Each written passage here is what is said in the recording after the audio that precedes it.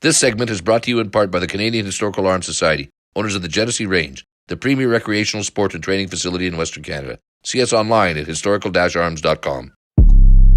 The Quiet Professional, a podcast about law enforcement, security, justice, and politics.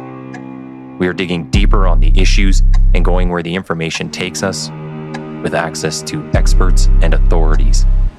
Welcome to The Quiet Professional. Hey everybody, welcome back to The Quiet Professional. Today, we're diving into the fascinating intersection of national security, intelligence, and the challenge of writing fiction about serious subjects. And for this, I've got Ralph DeFalco on the show. Ralph is a retired U.S. Navy captain after a 25-year military career. Also, he served as a civilian intelligence professional on the Pentagon staff of the Director of Naval Intelligence and graduated with highest distinction from the U.S. Naval War College and later served as a fleet professor on its faculty. And now he is a historian, a writer, and national security intelligence professional with experience spanning 5 decades and 5 continents. And his newest book is called The Counterfeit, which just released this past April and tells a story of a near future in which China wins the Pacific War that leaves the U.S. vanquished and bankrupted. And I think it's going to create a lot of talking points for us, so it'll be good. And one other thing I want to mention here, very interesting. So when he's not writing, he's on cruise ships where he's a featured speaker presenting the maritime history of ports of call and his insights on world affairs. So very cool. Welcome to you, Ralph. Well, it's great to be here. Thanks for having me aboard. Yeah, we'll have to make time for sure at the end of this to talk about that. Because I don't know if I've never had anybody else on here that's worked on cruise ships. So this is going to be a very interesting discussion today. I'd be happy to fill you in on that, how that works. It's actually quite interesting and it's very rewarding. Maybe we'll just kind of start there actually real quick. Where do you work out of? Like, is it out of Florida? Well, I work out of my home. Okay. I have a home here in Amelia Island, Florida. So I do most of my writing and my research and work, of course, right from my home. And then once I get a gig aboard ship, of course, then we fly to the embarkation port and go from there. But I do all of my work right from my little study right here. So it's not on like a specific cruise ship from your home. You're flying to meet a ship wherever it might be, and then you go with them. Exactly right. In fact, I just got back from a 24 days on a cruise in Japan's home islands and South Korea. So I did a circuit, Tokyo to Korea, and back to Tokyo, and then Tokyo to Korea again. Very rewarding, Ritz-Carlton yacht, tremendous experience. So we can talk more about that for sure. Yeah. Well, you know what? It sounds like a paid retirement gig, but incorporating vacation into it too. You can't complain. No, you can't complain about it. It's as I said earlier, it's very rewarding. I'm just delighted to be able to do it. And I meet so many terrific people on these cruises. We have great conversations and I have a wonderful time. Let's dive into a bit into your career, because obviously you spent a lot of time with the Navy. Maybe you can start just a little, we'll go back and talk a bit about you. So what got you into the Navy? Is this something that you always wanted to do? You knew you wanted to do, or did you have family that kind of pushed you that direction? So what's the story? I actually began my Navy career a little bit later in life than most people. I was in my early 30s when I joined the United States Navy Reserve as an intelligence officer. So I was encouraged to join by a very good friend of mine who'd been participating in the Navy Reserve Intel program for several years. And he repeatedly told me how much fun he was having, how challenging it was. And he really encouraged me to pursue it. So I did. I began my career in the United States Navy Reserve. And then over the course of the next 25 years, found myself recalled to active duty 7 times for a total of 9 years. Oh, wow. Well, what were you doing before though? Well, I was actually working in corporate marketing. Okay. I was doing a corporate marketing. That's quite the jump. It is. But it's also interesting, too, when you think of intelligence, people have a distorted view, I think, of what intelligence really is. It's actually more of an academic discipline. Hmm. Unless you're a field operative, what you're really doing is you're doing something akin to what you would do at a graduate level of research, writing, making analysis, framing hypotheses, testing them. So there was a tremendous overlap, I think, with what I had already done in my academic career, with what I then learned to do in Navy intelligence. Yeah. It was an unusual career in many ways. Many people who've pursued a reserve career didn't have the kind of opportunities that I did early on. I had an early opportunity to be with a Navy squadron. I went from a squadron to working with a special operations group. I had that experience. I did a familiarization tour with the Marine Corps.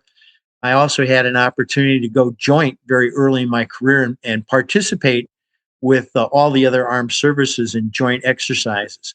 So that kind of is what changed the trajectory of my career.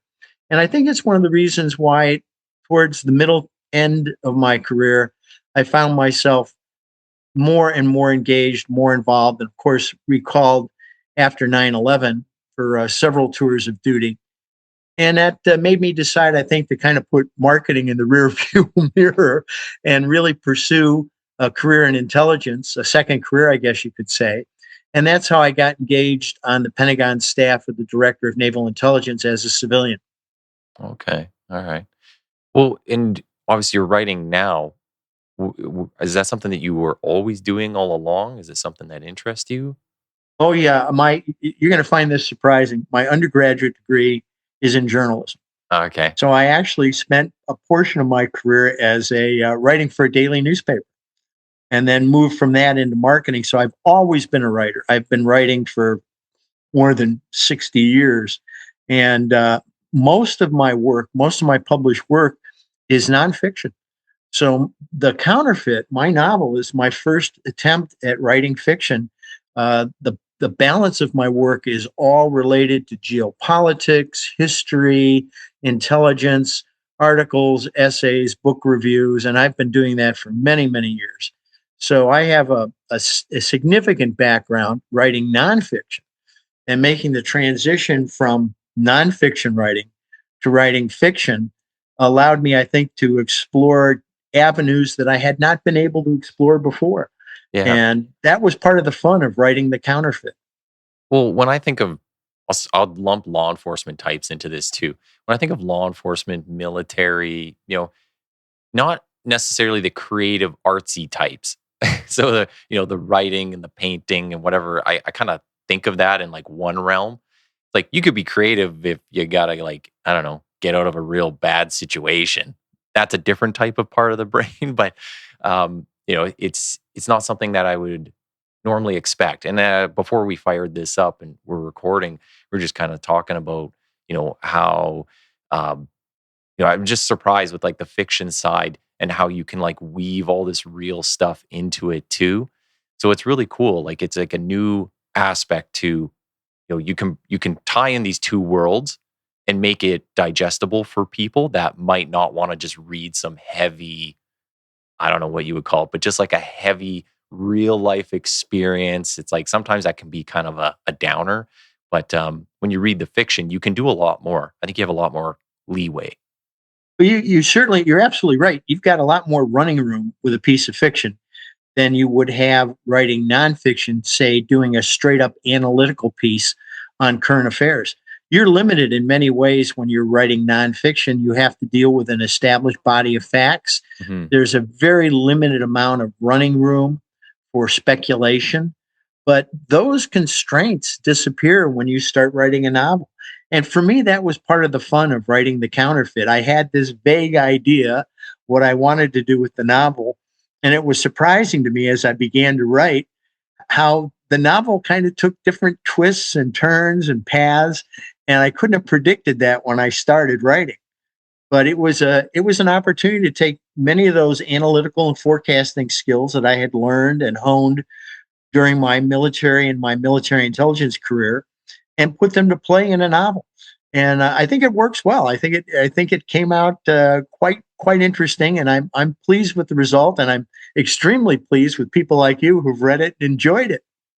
Hey, I'm happy to have you on here. I thought it was really good. I finished it a couple weeks ago, and I've never been into a lot of fiction. Like I usually end up reading the nonfiction. I don't know if that's maybe more as well a law enforcement, military type thing. We're always like reading about other people's experiences, but you know, your PR company reached out, and I was reading through this, and I'm like, man, this sounds like it ties right into all the stuff that's going on right now. Which kind of leads me to one of the questions I want to ask is when you start to write, how do you even like? I guess how do you even begin it? Like, what do you go and look at and go, okay, I want to bring these 5 things in, and I'm going to tie it in this way. Like, all I can picture is you have some pegboard on a wall with strings going everywhere, and trying to like make sense of all this because there's so much. But if people pick up a copy of the Counterfeit and they read through it, I mean, they'll see there are current events in there, and you're weaving through all these with like fictional names of characters and organizations, but it's like it all makes sense still somehow. So how do you even begin the process? I think any novelist, any writer of fiction sits down and begins to write with a core idea, a central idea in mind. In my case, it was to extrapolate what was actually happening in the United States and on a global stage and pull that to a logical, predictive conclusion, to extrapolate what was happening and say, okay, if these trends continue, if we go down this path, what will be the end result? And much of the work in the novel was done during the COVID period. Okay. So what we saw happening during COVID, as you well know, is government became incredibly authoritarian. There were enormous restrictions imposed on people that had never been imposed before. Where you could go, what you could do, how far you had to stand away from each other. Restaurants got closed, schools got closed, and there were just all of these aggressive moves that were made by government without really any recourse by individuals. And I said, okay, if this can happen in an environment like this, what would happen if we had a country that pursued those kinds of authoritarian policies for decades? And what would it result in? And what I made up my mind to do was to show that. And what it actually ended up doing was creating a counterfeit, if you will, Yeah. of the America that we know today. So, the counterfeit works on a number of different levels in the novel. Now that you've read it, you understand it's not just about the main character. It's not just about a different world. There are counterfeits throughout the book. So writing the novel was an opportunity to explore those trends and move forward. And I might hasten to add, there's a great deal about China in the book, of course, but I'm not a sinologist. I've always been interested in China. I refer to my interest in China as akin to being a bird watcher vice an ornithologist. So Okay. I'm a long-term China watcher and have written and published a great deal about China and about the threat that China represents, not only to the United States but globally. China is a very aggressive actor, and the results of having an encounter with China that does not go well in this novel, as you mentioned earlier, the America that we're reading about in the Counterfeit is an America that has lost the Hmm. Pacific War to China. And China has imposed a peace on the United States, not through a peace treaty, but through an armistice. The war is really not over, but the terms of the armistice are quite harsh. It's akin to what happens to Germany at the end of World War One. Yeah. So there is that historical illusion built into the novel. Yeah. I mean, there's so many layers to this. It's mind blowing. Like I couldn't even begin to think of like how you would even structure this stuff. That's why I'm so fascinated by it. Um, but so you incorporate a whole bunch of aspects that are your not only like experiences you've had or things you're seeing going on in the world, but is there any of your belief in there? Like, is this something that you believe will happen in the future if we keep on a certain path? Or is it just, it's still fiction in that part. You're just kind of like, well, this is one of many routes we could go. So are you kind of like imposing your own beliefs in there? I think what I'm doing is I'm really exploring what happens hypothetically, what would happen if we go down certain routes. If we continue to look at more and more authoritarian approaches in American society, if we continue to be divisive, if we continue to be politically divided, and in some cases Yeah. violently so. We've seen an increase in violence. If those trends continue, if we don't understand the threat represented by China, yeah, is this a predictable future? I think so. I think it's predictable. In fact, several people have read the book have said it's dystopian fiction, but it's eerily predictable. It's Yeah. a predictive aspect of dystopianism. This is the Counterfeit is not a novel that deals with dystopia as the result of some humankind killing plague or some post-apocalyptic nuclear landscape. It doesn't go down those avenues. I think those stretch the imagination to the breaking point. One of the things I wanted to do with the Counterfeit is to write something that was believable and that Mhm. people could look at and say, I could see this happening. This could happen. And once the reader gets wrapped up in that, the great line they talk about when you're a fiction writer, the successful appreciation of all fiction begins with the willing suspension of disbelief. And Yeah. that, I think, is what I tried to do in the novel. In the Counterfeit, I tried to get people to suspend their disbelief and in substitute for disbelief, a recognition that this is entirely plausible. This is entirely possible. And I think that's one of the engaging parts of the novel. Yeah, even though it's fiction, the way I would say the way that people interact in there and the conversations they have, and having been in some of these circles myself, when it comes to like some of the politics of it and what higher levels of rank and command structure might be doing or how they talk, uh, I found that realistic about it. So it was almost like reading nonfiction, but it's fiction. It's a fiction piece. You had some parts in there that I thought were almost like you were writing about Canada. So you were talking about, you had a part in there about the firearms ban, prior licensed gun owners not turning in firearms. So this is like in the new America now. And then talking also about media complicity in government narratives, silencing independent media. So these are things I was jotting down as I was going along.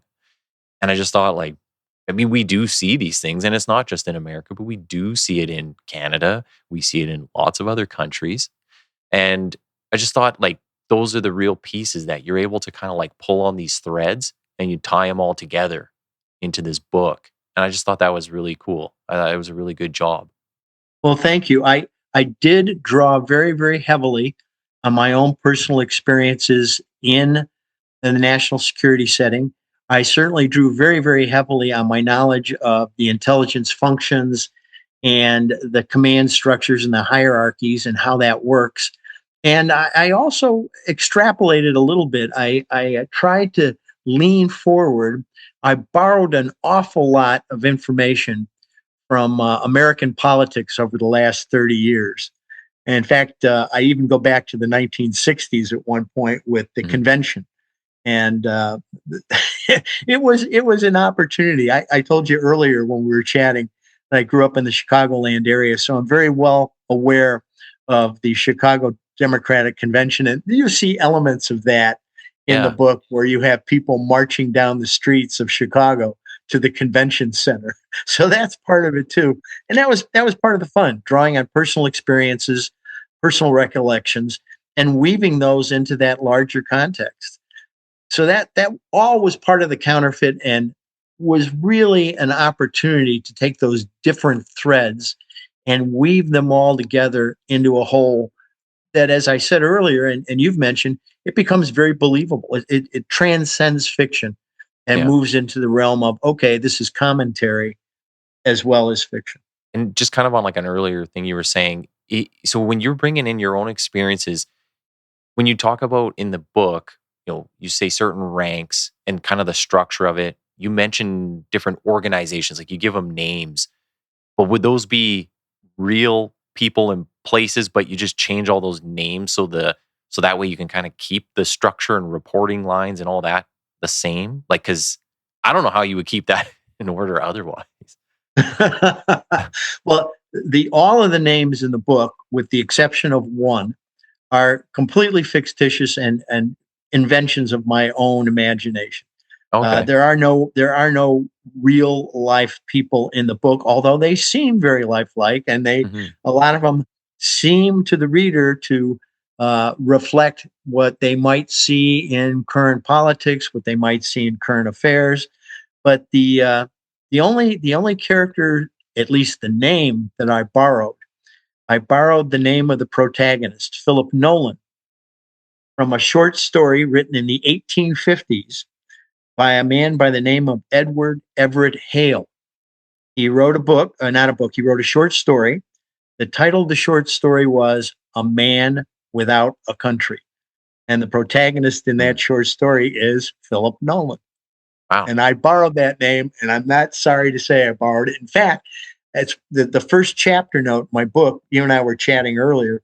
The first chapter note in my book references where Philip Nolan, the name, comes from. So I'm an unusual novelist in that I was originally going to do footnotes, but my publisher talked me out of it. So instead, I did chapter notes to reference literature, history, politics, all these things that I've planted in the novel to give people a historical reference to look at.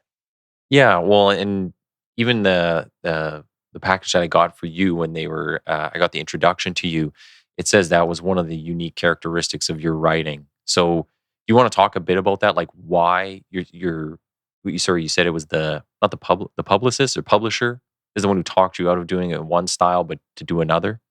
Yeah, I originally was planning to write this novel and have footnotes at the end of every chapter. And the publisher and actually a pre-publisher looked at it, a pre-reviewer looked at it and said, this is kind of distracting to have all these footnotes at the end of the chapters. And I said, well, they're important so that people can understand that this is not all speculation. There is some historical basis for this. So we finally got the idea that why not just keep that information in there, keep the material in there, but use it as end notes to the book. So there's chapter notes at the end of the book, and those are the tie-ins to the real historical events that I drew upon to create the story, the background, the scenes for the novel. And the other thing that happens here in the Counterfeit is I use a device that's very familiar to intelligence professionals, especially analysts who are looking at a problem set over time. It's a phenomenon known as creeping normalcy, that a series of small events occur over time until a significant change has occurred, a significant change, but they are so small and they happen over such an extended period of time that eventually people are baffled and say, well, how did this happen? The kind of like that death by 1,000 cuts almost idea. Yeah, almost like that, but it's creeping normalcy. It's a small event occurs here, a small event occurs there, and before you know it, you have a significant change in the threat environment or the geopolitical environment. And I tried to do that in the novel. I could have started the novel by saying, here's what America looks like in the future. This happens, that happens. But instead of those small details, like the rationing of food, yes, that gets dribbled out. That just kind of gets dribbled out in the novel. You don't get hit over the head with it right away. But in the context of the novel, when it does occur, it makes a great deal of sense. I would say it was kind of like when I was reading it, it was a slow build. And every step of the way, you're like, wow, this guy's life sucks. and then it's just like a few pages later, it's like another thing. More pages later, another thing. You're like, this is really like, it's getting real dark and gloomy. And you really set the stage throughout the whole thing. But yeah, it's not just dumped on you at the beginning, post-apocalyptic type stuff. Exactly right. And I think my intent there was to draw the reader into the story, draw the reader into the counterfeit, and give the reader little nuggets all the way along to make the reader begin to understand not only has the environment changed, but how the environment changed. How did America change? What happened? I don't spend a lot of time talking about how the war was fought. There's allusions to it. Philip Nolan, as you well know, was briefly a prisoner of war. He was on a ship that was sunk in a combat with the Chinese. So, those details come out bit by bit in the novel. You don't get hit over the head with them originally. But as the story develops, you'll find that all of those threads do, in fact, tie up. And I think they tie up, I think, in a surprising conclusion for the novel as well. Yeah.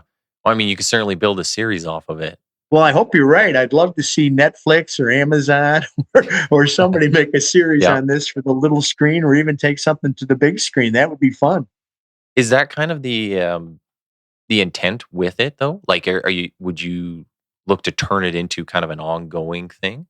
Oh, I plan to do several follow-on novels. In fact, as you know, there is the first chapter and a half of the next follow-on novel at the end of the book. So it follows on, and it follows Philip Nolan, and it continues this saga of what's going on in the country and the relationship with China and the rest of the world. And it's going to get hairy. It's going to get hairy. It's going to be very challenging. How long did it take you to do this first one? Well, it's interesting. After I retired from the military in 2007, my wife asked me what I was going to do with my free time. So I rather flippantly said, I'll write a novel. I've always wanted to write a novel. I'll write a novel. She already wanted to kick you out of the house, eh? Yeah, exactly. So you're not sitting around here. Yeah. So that weekend, I sat down and wrote the first chapter. So I gave my wife the first chapter. And I said, there you go. There's chapter 1 of my new novel. She says, that's great. Where's chapter 2? That's kind of how it started. So, life gets in the way. I was still pursuing my civilian career at the Pentagon. It was very demanding. It took up a lot of my time. You need some psychic energy and some downtime to be a writer. And I just didn't have it. So I picked the novel up. I put it down. I picked it up. Finally, I really got serious about finishing it off right after I retired from my civilian career. Okay. In the Pentagon, and it was also during the time of COVID. So those two intersected, and suddenly I had time. I was retired, and it was one of those opportunities to exploit the time that I had available and make it worthwhile. And I found myself writing for 6, 7, 8 hours a day.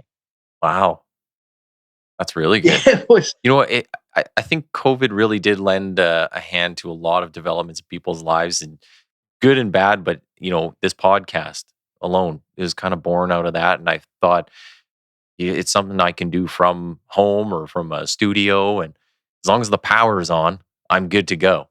So it's like you find these other hobbies or different opportunities, and you make of it what you can. So that's a really good good thing to bring up there. Yeah, it was fortuitous in many ways for me.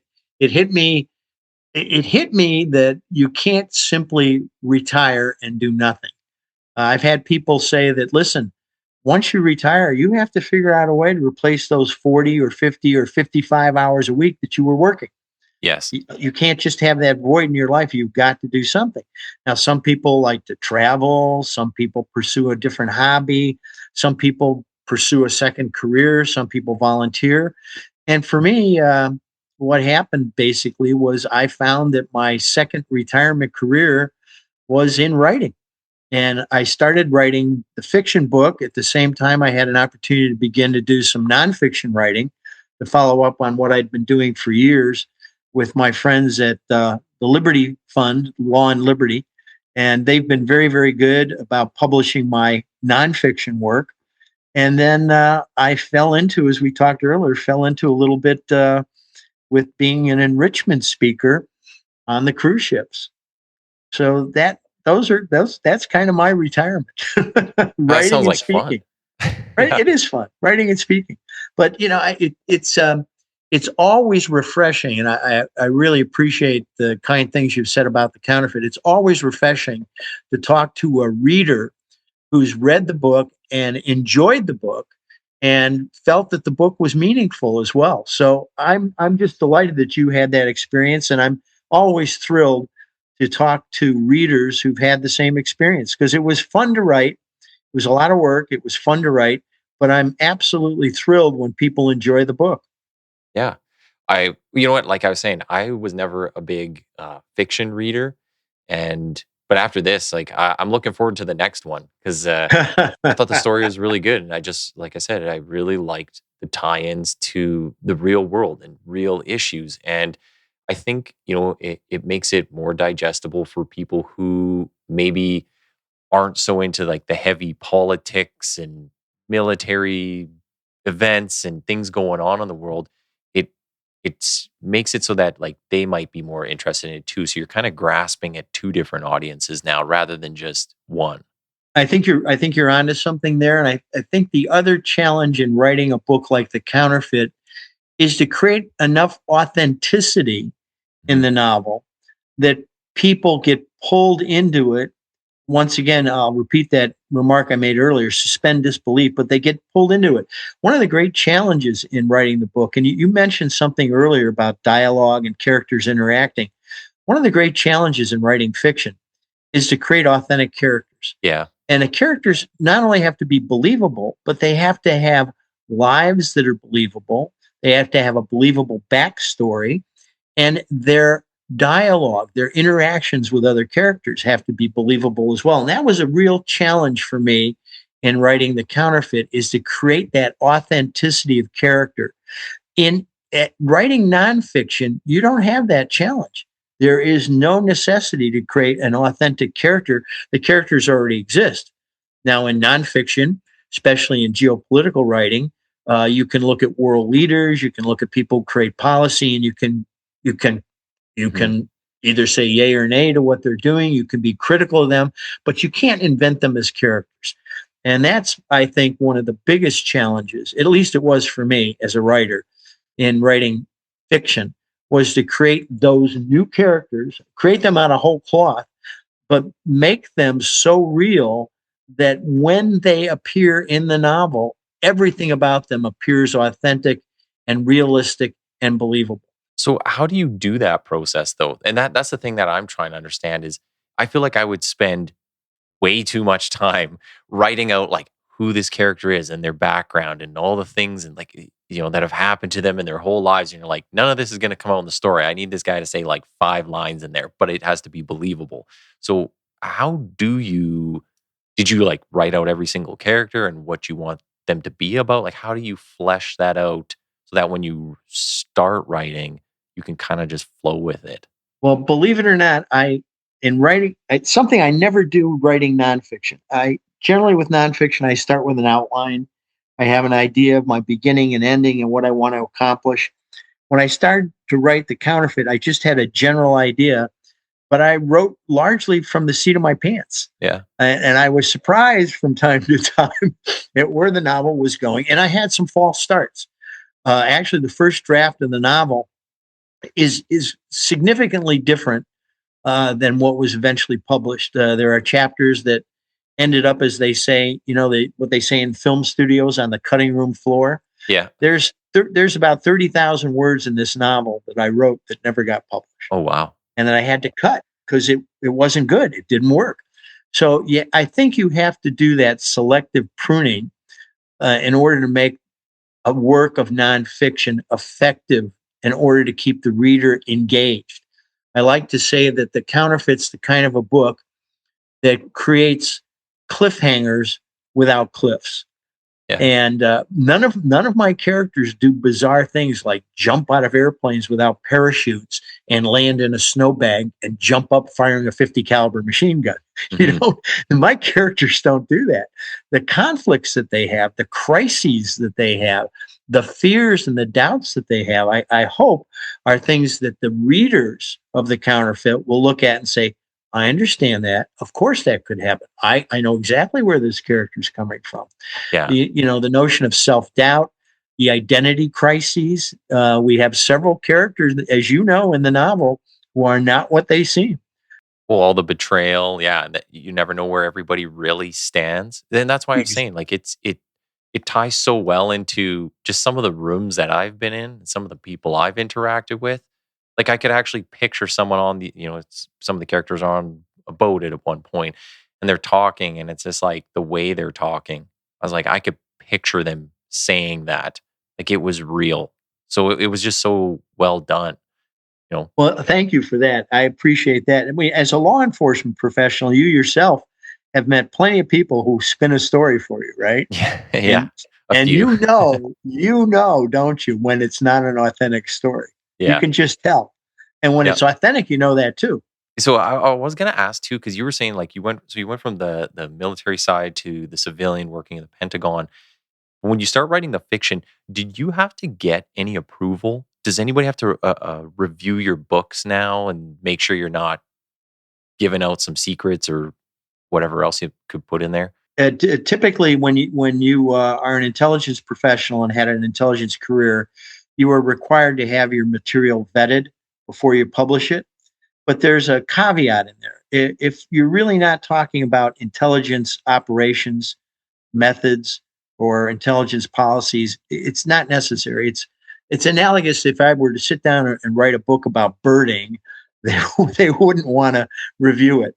And since this is really a political novel, it's a geopolitical thriller.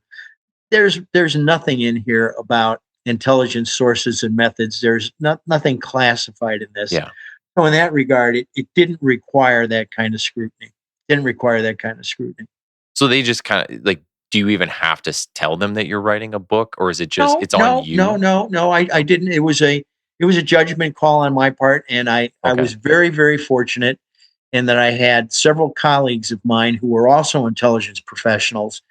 One of whom is an author. My friend Eric Wentz is an author in his own right. He wrote the very, very terrific book Zero Dark 30, and Eric did a masterful job for me reviewing what I had written and assured me that now I didn't need a prior review, official prior review, but it was really a terrific experience to be able to reach out to other authors as I was developing the novel and have them give me feedback. And I think that was extremely helpful for me, especially as a new author, new writer of fiction.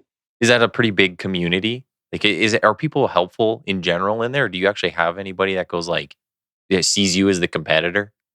Oh, I think what you'll find is the writing community is collegial.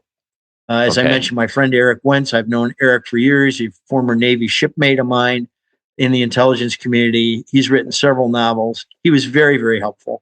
And then, believe it or not, here on my little island, here in Amelia Island, Florida, we have a little writers group. It's called Work in Progress. Oh, wow. And we get together once a week and we bring what we've written, and the other authors in the room critique what you've written.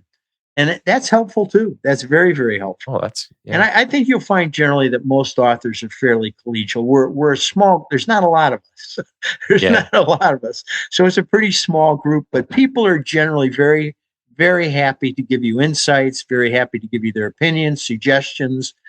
And as I said, several people read early drafts of the Counterfeit and said, Ralph, I got to tell you, buddy, this works. This is not working. And it gave me an opportunity to sit back and say, okay, what do I have to do to edit and rewrite? So it's one thing to write a book, but I got to tell you, my friend, it's quite another to do rewrites. Yeah. And the process of writing is challenging. The process of doing good rewrites is agonizing. It's absolutely agonizing to take what you think was good stuff, take a step back, realize it's not as good as it should be, and rewrite and then rewrite again. So in some ways it's iterative. In some ways, as I said earlier, it's about taking a scalpel to some sections and taking a meat axe to some others. It sounds like writing police reports. It's like, I can tell when I've written one at like 4 a.m. and I'm half asleep compared to what I would normally write it as. It's like, wow, I should have left that for the next day and like rewrote some sections in that. So, and you have to know it. You've done police reports, a good example. You have to know yourself, right? as you sit down as a writer, even if you're writing nonfiction, like a police report, you have to know yourself. You have to be able to express yourself clearly enough that others can understand what you've had to say. Mhm. And the challenge that you have in writing a police report is similar in many ways to any other writing. It's about clarity and cohesiveness, right? It's got to be clear, it's got to be cohesive, and it's got to be complete. The big three C's.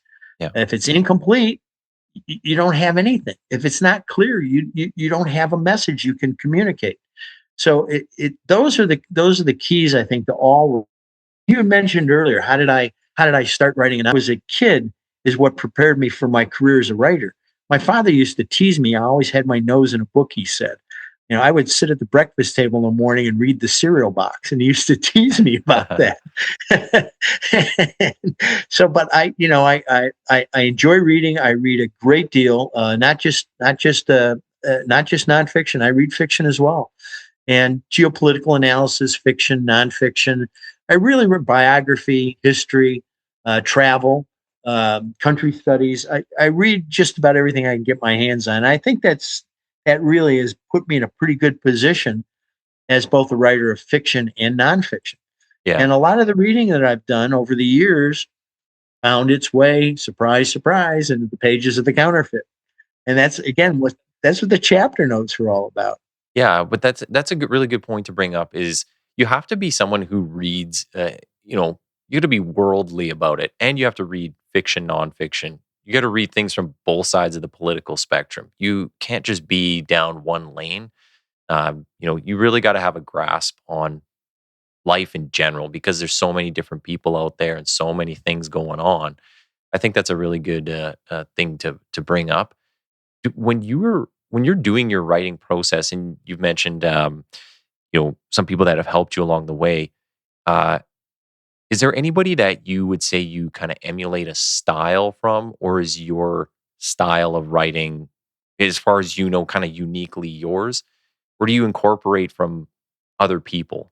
I don't think I consciously incorporated the style of any other authors. I think my style is fairly unique, largely because of the amount of time that I spent tying parts of my novel to actual events and to historical events. And not that other authors haven't done that, especially authors of contemporary thrillers, but many of the contemporary geopolitical thrillers tend to have the violent aspect, the aspect of violence in there that this novel, The Counterfeit, really doesn't have. Well, it's kind of like you said at the beginning, like you're like, my characters don't, drop in and do all these things. And it's like, well, that's how some people might write, or they might just stack it all at the beginning and say, this is the year and the world has gone to crap and like all this stuff has happened, and then lead you on a path. But like you said, you kind of, you grow these characters throughout the whole book, and you keep finding out things like right till the very end about this world that they're in. I think that's exactly right, and I think that's a perfect assessment of the theme of the novel and the subplots. The subplots and the thematic content are all about that gradual understanding, that gradual recognition, not only on the part of the reader of The Counterfeit, but the characters themselves are growing into an understanding of who they are, what their roles are. Certainly, Nolan takes the place of his nearly identical brother. He's the counterfeit for his brother, who is the head of the internal security division of the Department of Homeland Security in the United States in this novel, which has become an American Gestapo with tremendous powers to arrest and detain people. And unfortunately, it's going to get a little darker. Even the next novel, they're going to go beyond just arrest and detention. So we see Nolan understanding and recognizing that he is playing a role here as a spy. He's really a spy. That's what he is. He's a spy. Let's not make any bones about it. He's a spy. He's been planted in the highest reaches of an increasingly corrupt and authoritarian government, U.S. government, and he's feeding information to a group of rebels, people who are getting ready to fight back. So, there's elements here, too, of the American Revolution. We're coming up on a 250th birthday celebration here. So you see elements of that prior experience of people being on the inside of one government, but really being supportive of a new and emerging nation. So that was part of the fun of this too. And then of course you have all of the characters who are on different sides of the political spectrum, different sides of politics in the novel as well. And the novel occurs during a presidential election year. So you have the run up to the convention, and then you have the actual election. So that's all part of the background as well. Even when you were talking in the book about just all the politics of it, I was like, man, this guy must really like politics to like know how all this stuff works. And because like I couldn't tell you half of the stuff that, how it's structured and all these people running for one thing and doing another thing. And I mean, it's just fascinating how you can bring all these different elements together and have that knowledge of all these things. And it's like it flows and it works seamlessly. Thank you. I think what you're mentioning is that's all of what the craft of writing really is in a novel, is to create realism. Novels work when they're realistic. I keep hearkening back to that, suspension of disbelief. But in order to draw a reader along, unless you're doing something like science fantasy or science fiction, a novel that's rooted in contemporary times really has to work hard, I think, to include enough elements to make the plot work, but also to make that plot believable. It's like a slight suspension, right? Like it's not, like you're saying, it's not sci-fi, it's not the fantasy novels, dragons flying around and stuff. It's like people could really see this happening to them. Absolutely. You hit the nail on the head. It's the willingness to acknowledge alternatives that could be happening. Something we don't see in our current divisive political discourse. But this novel explores what could happen and what could become of trends if they're carried out to their ultimate ends. So it's refreshing to know that kind of evolution of thought in the novel works not only for the characters but also works for the readers. Yeah, totally. One last thing I want to ask just about the authoring process. It was how AI might come into this. And maybe it's something for a future novel. But when you're authoring, do you use AI at all yet? And if not, like, is that something that you see in the future kind of coming into it for yourself? Yeah, I absolutely do not use AI. Never have, and never will, frankly. For me, it's a question not of using AI as a tool, but AI is not a substitute for the creative process. And I think an author demeans his or her work when they rely on AI. Mm-hmm. It's analogous, I think, to what an artist does. I'm an artist on paper, I think. Would a sculptor use AI to create a sculpture? Would an artist use AI to paint a painting? I think not.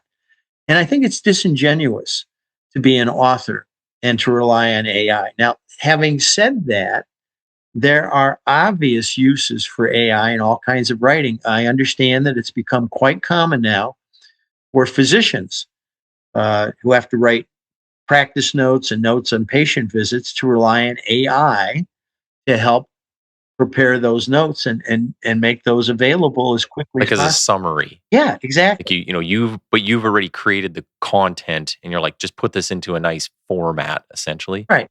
I think that like kind of what you're getting at is it's the human element. Like we like to see, like when you go watch a band, I don't want to see someone just standing there and like singing with auto-tune on. I want to see the inflections in the voice and I want to see them forget a word or two, or like it's the real human element comes through. It's a difference. I think you're absolutely right. Yeah. It's the difference between a live concert and something that, for example, you might see on television or on cable TV, where it's a performer, but he's lip syncing or she is lip syncing. Yeah. And they're doing that because they're bound by the constraints of the medium. It's just the way it is. But a live concert is a different animal altogether. And a novel that's produced by AI, I'm sure that eventually, given the given the trend, I'm sure that eventually AI can be used to generate novels. But you have to ask yourself the question, is it really creative at that point? Is it a Hmm. creative exercise? Is this an artist at work? And I think not. I have some real moral quandaries about that as well. To claim that you've written a novel, or you've written Yeah. an essay, or you've written an article, and you find out that it was developed with AI. It's the same thing that we find in schools now, where students are turning in essays written by AI, and Yeah. that is not the intent of having written that essay for a scholastic project in school for an assignment. AI is not what you were supposed to do. It was supposed to be an exercise of your own intellect and your ability to assemble facts and make a good argument. And if we continue to let this happen, and I know schools now are very alive to the possibility that students are using AI to create their assignments. It's Hmm. a mistake. It's a tremendous mistake. Having said that, yeah, having said that, there are obvious applications that are quite good for the use of AI. Writing the instructions on a paint can, for example. All right. So Yeah. AI developed the instructions or listed the ingredients. That's fine. Who cares? But in a creative endeavor, no, something else entirely. No, I think those are all excellent points.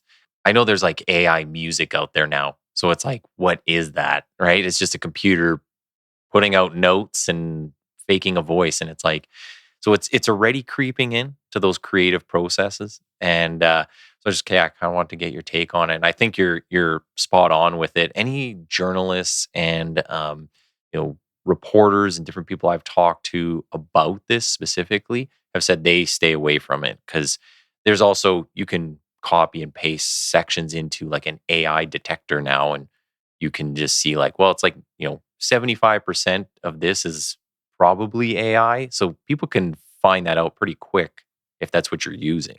Yeah, and it's if you're going to be an artist, if you're going to be a novelist, if you're going to be a creative writer, you owe it to yourself to avoid AI. Now, I think that you can do all kinds of research on a computer. And certainly I did, looking up facts that only dimly recollected that I was writing, looking up information. But that didn't form the novel. All that did was refresh my memory. Hmm. And that's perfectly acceptable. But to use AI as a tool to do actual writing and then pass it off as your own work is dishonest. It's disingenuous. Yeah. Well, we talked a lot about the book and about authoring, the creative process. I really appreciate all that. I do want to ask, just at the end here, I said we make a couple minutes of time for this. I want to talk about like working on these cruise ships because you also you kind of impart your knowledge of geopolitics in this. It said, and you're talking about the history at all these different places. How do you? First of all, the ports you're going to, are these places that you've studied? Like, is that the only ones you work at? Like, how do you find out all this history? And then what are you telling people, like, as a, on the geopolitical side of things? Is it just current events you get to talk about? Well, it's interesting you asked that question. I actually started with cruise ships and got an introduction to what they call enrichment speakers when I was on a cruise ship with Smithsonian Institution, Oh, wow. and it was a cruise on the Danube River, and I met an enrichment speaker, very nice fella, and we got to chatting, and I asked him a little bit how he got engaged, how he got involved, and he talked about his long association with the Smithsonian as a speaker in Washington. And I said, I spent some time in Washington and went to a few Smithsonian presentations. So the more we talked, the more he said, with your background and your experience and the writing that you've done, you might find this an enjoyable thing to do. So he actually put me in contact with some people at the Smithsonian, and that's how I actually started. It was that 6 degrees of separation. So when I interviewed with the Smithsonian, they said, "Well, what is it that you can bring to the table that's unique? You're not an archaeologist, you're not a botanist, you're not a biologist." I said, "I'm a historian. I'm a globalist, and I'm a historian. I've traveled all over the world in my military role. Hmm. I'm familiar with different nations, different political entities. I'm broadly well acquainted with history." I said, "And virtually any port that you can go to has got something to say about maritime history. So it was several weeks after that I got a call, was asked not to do a cruise, but to do a trip through the Alps. And the Smithsonian said, are there specific areas of expertise that you could bring to bear for a trip through the Alps? I said, absolutely. When I worked on my doctorate at Georgetown, my focus was on the international laws of armed conflict and the moral uses of force. So that was when I worked on my doctorate. That was my dissertation, was based on those two issues. And I said to the person from the Smithsonian who was looking for a speaker for a trip in the Alps, I says, "What about the Geneva Conventions?" And she said, "Oh, that would be wonderful." And that got the ball rolling. So I was able to dive back into my knowledge from having worked on my doctorate to talk a little bit about the Geneva Conventions as part of this trip. And that kind of got the ball rolling. And subsequently, on the other trips that I've taken, I've been able to rely on my military history, my world history. The trip I recently did with Ritz-Carlton Yachts to Tokyo to South Korea and back, I was able to put together some presentations on the Meiji Restoration, and then how Japan went from being a feudal kingdom to an empire, to a defeated empire, to a democracy in the space of less than 100 years. I had an opportunity to talk about how Japan was rebuilt after World War II. And I knew that the world's largest and only United Nations cemetery is in Busan, South Korea. So that was one of our ports of call. So I did another presentation on the cemetery and why the cemetery is there, how it was built, how it was maintained. And of course, that gave me an opportunity to talk about the Korean War and what the Korean War in retrospect means to the Korean, South Korean people especially. But you're going to get a kick out of this. Everybody's favorite lecture from that trip, you're not going to believe this one, was about baseball in Japan. Oh, baseball. It's huge Japan. Over there. People don't know. Baseball. They're crazy for the Japanese love the game of baseball, and they understand it. They played it in a little different way than we do here in the States, but they are totally engaged with the sport. And I told my audience aboard ship, I said, most of you probably believe that the game of baseball came to Japan as a consequence of a soldier after the war playing the game and Japanese people picking it up. And I says, you're absolutely right. It did happen with a soldier after the war and the Japanese picking the game up. But the soldier was a Civil War veteran, and it was in 1870. And by 1872, the Japanese were playing baseball games. Really? That long ago? It was absolutely fascinating. Yep. It was a Union soldier who went in during the Meiji Restoration, went to Japan to teach English in a prep school for young Japanese men who were getting ready to go on to an advanced courses of study, basically university level. And they were a little lethargic and dull one day in class. And he said, all right, everybody out, let's go play some baseball. They had no idea what he was talking about. So he showed them. And once he showed them the game and they began to understand how it was played, they enjoyed it. And just one thing led to another. And the Japanese built industrial leagues. They built semi-pro leagues. They had college ball. They had high school baseball. This is all during the maturing in the late 1800s to the early 1900s. And there was a watershed moment for the Japanese in 1934. A guy by the name of Babe Ruth and 11 other American League All-Stars showed up and toured Japan. And that's what created this tremendous enthusiasm to create a professional league. So that it's just things that you learn over the years. I'm a big baseball fan. I'd spent some time in Cooperstown, and I remembered that little nugget about Japanese baseball, and that's how these things happen. So typically what happens on the cruise ships is I'll propose ideas. I'll give a title, a bit of a synopsis, a couple of key points. And the people that I work with the cruise lines or with the Smithsonian will say, yeah, sounds good. Why don't you prepare that and deliver it? And that's how it happens. And that is awesome. Yeah, that's how it happens.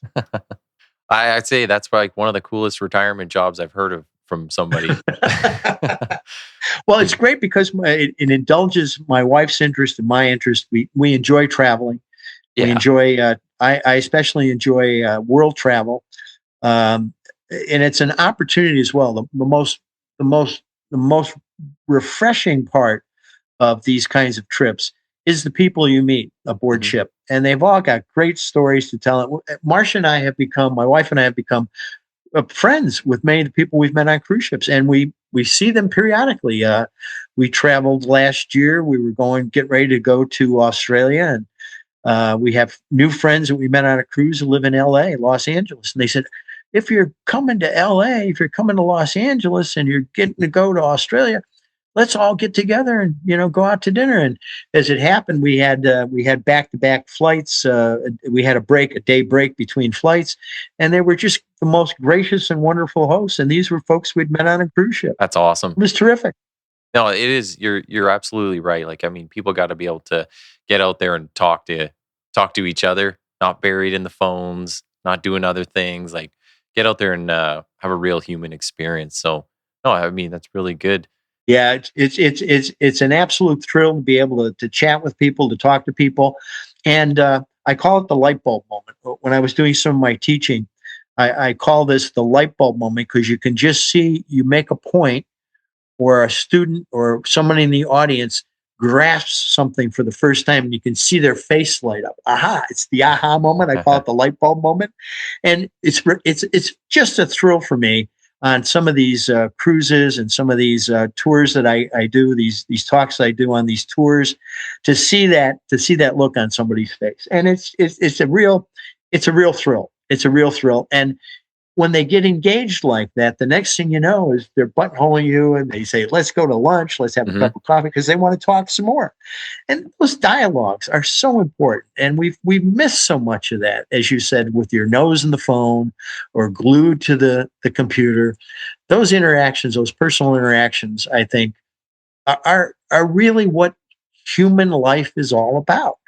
And I hope some of those interactions too, between people, real characters that I created in authentic situations, I hope that comes through in the pages of the Counterfeit. Yeah, 100% it does. And I highly recommend the book to anybody. It was just so good. And we kind of covered all those.